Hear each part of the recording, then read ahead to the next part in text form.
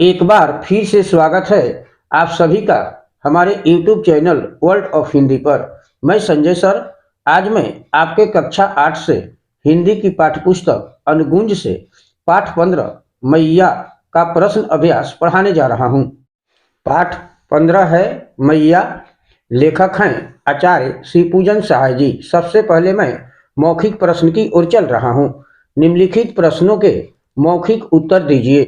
प्रश्न संख्या क है, सजा देने के बाद बाबूजी भोलानाथ को क्या कहकर फुसलाने लगे। उत्तर है, सजा देने के बाद बाबूजी भोलानाथ को यह कहकर फुसलाने लगे कि ददरी के मेले में एक घोड़ा खरीद लाऊंगा और उसी पर चढ़कर तुम्हें ननियौरा यानी ननिहाल भेज दूंगा। प्रश्न संख्या ख है, घोड़े पर चढ़ने का अभ्यास करने के लिए भोलानाथ ने क्या किया। उत्तर है, घोड़े पर चढ़ने का अभ्यास करने के लिए भोलानाथ बैजू के गधे पर सवार हो गया। प्रश्न संख्या ग है, अचार का घड़ा कैसे टूटा। उत्तर है, बिल्ली ने अचार के घड़े में जीव ही मुंह डाला, 1 गज की ऊंचाई से घड़ा भड़ास से नीचे गिर पड़ा और टूट गया।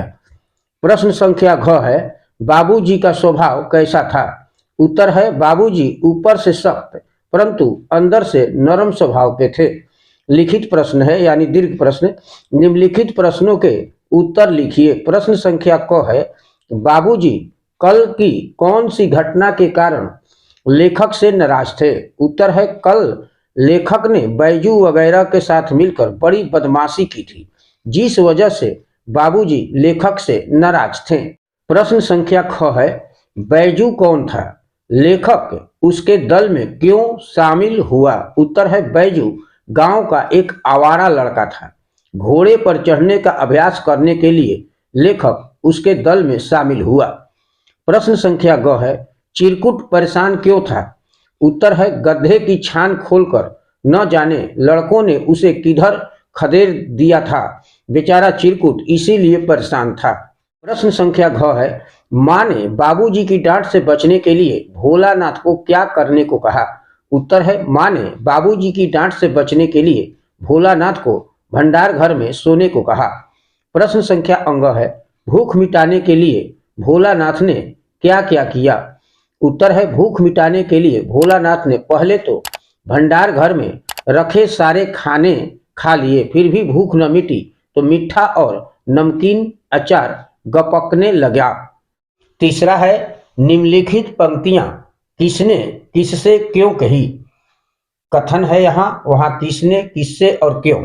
क है, तुमको हम लोग नहीं छू सकते, पहले जाकर धोबी घाट पर नहाओ। किसने कहा तो सब लड़कों ने कहा। किससे कहा तो भोलेनाथ से कहा। क्यों कहा, क्योंकि वह गड्ढे से गिरकर गंदा हो गया था। ख है, उसको तो अब यहां रहने ही नहीं दूंगा। किसने कहा, बाबूजी ने कहा। किससे कहा, मैया से कहा। क्यों कहा, क्योंकि वह भोलानाथ पर गुस्सा थे। ग है, बच्चा तुमने अचार कहाँ खाया। किसने कहा, मैया ने कहा। किससे कहा, भोलानाथ से कहा। क्यों, क्योंकि उन्हें पता चल गया कि उसने अचार खाया है। घ है, तुमने आज तक मेरा स्वभाव नहीं पहचाना। किसने कहा तो बाबूजी ने कहा। किससे कहा, मैया से कहा। क्यों कहा, क्योंकि मैया ने भोलानाथ को छुपा रखा था। प्रश्न संख्या 4 है, सही कथन के आगे सही का चिन्ह और गलत कथन के आगे गलत का चिन्ह लगाइए। मैं यहां लगा दिया हूं। क है, भोलानाथ कुत्ते से डरकर सीधा मैया के आंचल में छिप गया, गलत है।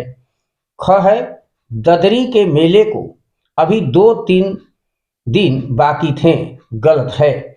ग है, मां के जाते ही भोलानाथ ने चादर के अंदर से मुंह निकालकर चारों ओर देखा, सही है।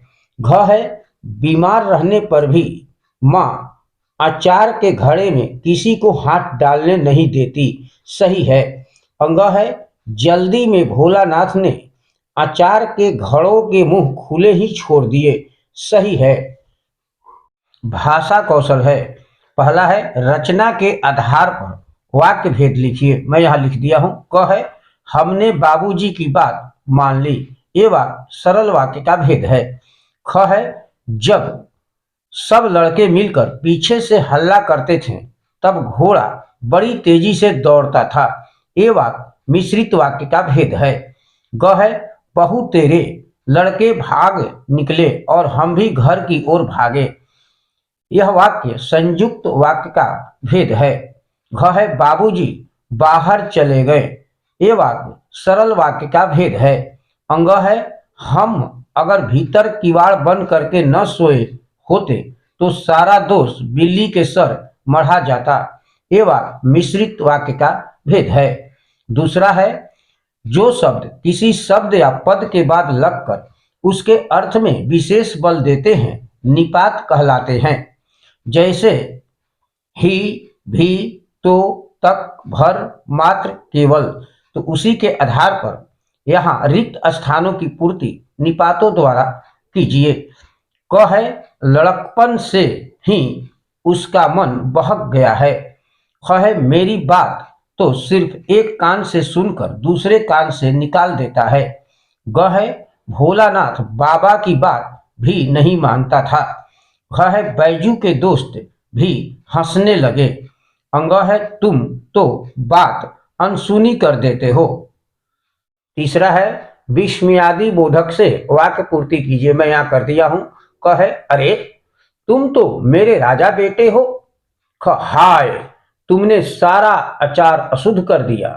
क अहो तुमने कमरे में इतनी गंदगी मचाई है।